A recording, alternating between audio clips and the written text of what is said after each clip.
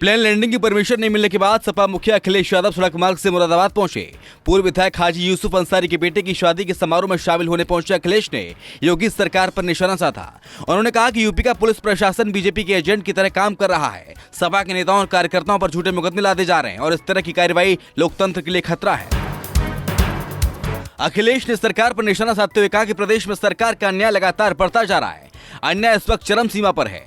आजम खां पर कितने झूठे मुकदमे लगाए गए हैं। इतनी परेशानी, इतनी तकलीफ और इस तरह का अन्याय किसी भी राजनीतिक परिवार के साथ नहीं हुआ होगा जितना आजम साहब के साथ हुआ है। लखनऊ में सीएम योगी ने शनिवार को VFS global visa application centre का शुभारंभ किया। Global visa application centre Lucknow में खुलने से सबसे ज्यादा फायदा यूरोप जाने वाले पर्यटकों और स्टूडेंट्स को मिलेगा। 9 फरवरी से लोगों की वीजा एप्लीकेशन दिल्ली की बजाय लखनऊ में स्वीकार होने लगेंगी। सेंटर का शुभारंभ करने के बाद सीएम योगी ने कहा कि VFS global joint visa application centre दुनिया के लिए यूपी के प्रवेश द्वार के रूप में कार्य करेगा। इससे हर महीने यूरोप जाने वाले यूपी के लाखों लोगों को फायदा मिलेगा। यूपी में रामचरितमानस को लेकर शुरू हुआ सियासी विवाद बढ़ता जा रहा है। लखनऊ में सपा कार्यालय के बाहर एक हफ्ते के भीतर 2 बार पोस्टर लगे हैं। शनिवार को एक पोस्टर लगाया गया जिस पर लिखा है, गर्व से कहो हम ब्राह्मण हैं, लेकिन बीजेपी ब्राह्मण विरोधी है। हम रामचरितमानस का विरोध नहीं कर रहे, उस चौपाई के उस शब्द गलत हैं, उनका विरोध कर रहे हैं। यूपी में 1 अप्रैल 2023 से पहले 15 साल पुराने सभी वाहनों को स्क्रैप में भेजने की तैयारी है। केंद्र सरकार की स्क्रैप पॉलिसी को योगी सरकार प्रदेश में भी लागू करेगी। दरअसल केंद्रीय सड़क परिवहन मंत्रालय ने राज्यों के लिए ड्राफ्ट नोटिफिकेशन जारी किया है, जिसके तहत केंद्र और राज्य सरकारों के सभी 15 साल पुराने वाहनों को स्क्रैप करना होगा। यह नियम निगमों और परिवहन विभाग की बस और अन्य गाड़ियों के लिए भी अनिवार्य होगा। भाजपा सांसद सुब्रत पाठक ने सपा अध्यक्ष अखिलेश यादव के स्टैंडर्ड वाले बयान पर पलटवार किया है। सुब्रत पाठक ने कहा कि हमारा उनका कोई स्टैंडर्ड नहीं है, वो अपने बाप की वजह से हैं और हम आपकी वजह से हैं। अखिलेश अगर मुलायम सिंह के पुत्र ना होते तो आज अखिलेश कहाँ होते, शायद उन्हें ज्ञान भी नहीं है। रामचरितमानस पर सपा नेता द्वारा दिए जा रहे विवादित बयानों पर ओम प्रकाश राजभर ने सपा मुखिया अखिलेश को घेरा।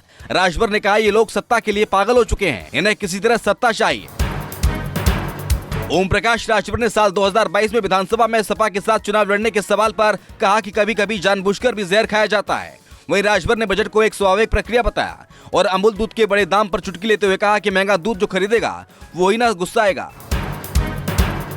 सपा के राष्ट्रीय महासचिव शिवपाल यादव ने बजट को निराशाजनक बताया। उन्होंने कहा कि इस बजट में ना ही मध्यम वर्गीय लोगों का, ना ही किसानों का, ना ही नौजवानों का, ना ही महिलाओं को कुछ दिया गया है। केवल जनता के साथ सरकार ने छलावा किया है। हरदोई में आबकारी राज्य मंत्री नितिन अग्रवाल ने समाजवादी पार्टी पर निशाना साधा। नितिन अग्रवाल ने साथ ही स्वामी प्रसाद मौर्य को लेकर कहा कि स्वामी प्रसाद मौर्य विवादित बयान देकर अपनी छवि बनाना चाहते हैं, जबकि अखिलेश यादव लगातार जनादेश का अपमान कर रहे हैं। मैनपुरी पहुंचे कैबिनेट मंत्री जयवीर सिंह ने बीजेपी कार्यालय पर जनता की समस्याएं सुनी और अधिकारियों को जल्द से जल्द निस्तारण करने के निर्देश दिए।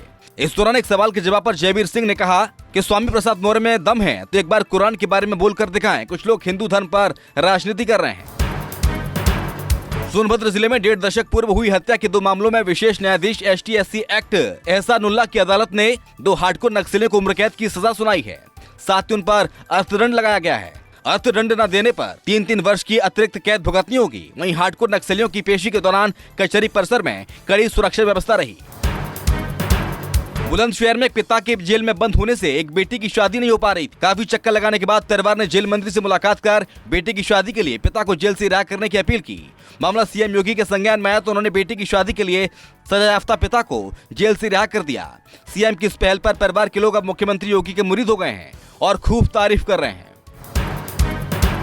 कुख्यात माफिया बदन सिंह बद्दो एक बार फिर सोशल मीडिया पर एक्टिव हो गया है। दरअसल बदन सिंह बद्दो के इंस्टाग्राम हैंडल से 3 पोस्ट डाले गए हैं, जिसमें उसने पहले पोस्ट में गुरु गोविंद सिंह का फोटो पोस्ट किया। दूसरे पोस्ट में यूपी पुलिस ब्यूरोक्रेसी मीडिया के बीच घिरे हुए खुद की स्थिति को स्पष्ट किया है और अपने आखिरी पोस्ट में 3 एहसान फरामोश दोस्तों की कहानी बताई है।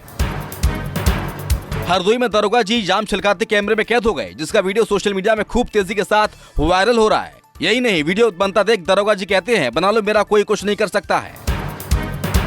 मैनपुरी में 25,000 रुपए की नामी हिस्ट्री शीटर बदमाश की दिन दहाड़े पुलिस से मुठभेड़ हो गई, जिसमें हिस्ट्री शीटर पुलिस की गोली लगने से घायल हो गया है।